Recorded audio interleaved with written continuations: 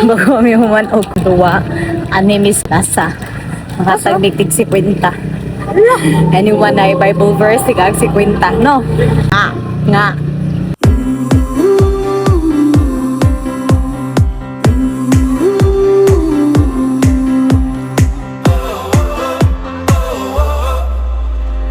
Wait lang.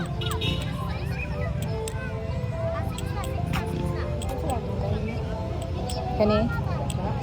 Ay, wait lang.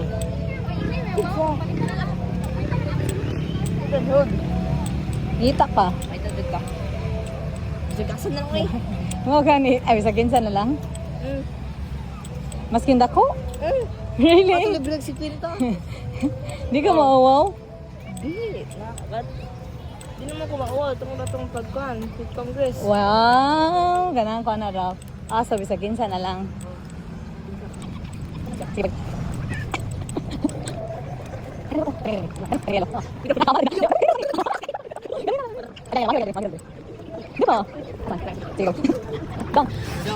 Dong. Nakay na ba ang Bible verse, Dong? Nakay na ba ang Bible verse? Ay, sige, ikaw. Ano sa mong Bible verse? You get 50. One Bible verse.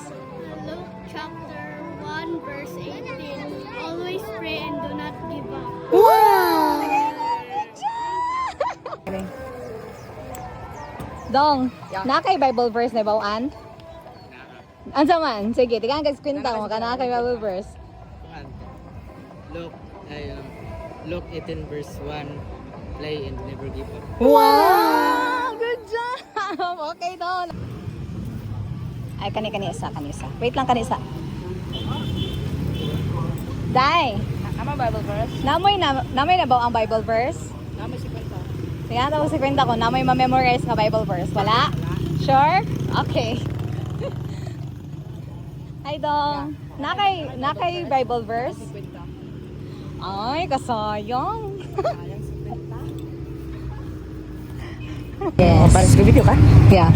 Hi guys. Today's video, let's go to a random stranger. Kung makamemor sila gumawa ng Bible verse, naka sila si Quinta. Yes. So stay tuned until the end. Mara yung YouTube da. Huwag mo ito Facebook ka dito. Guys.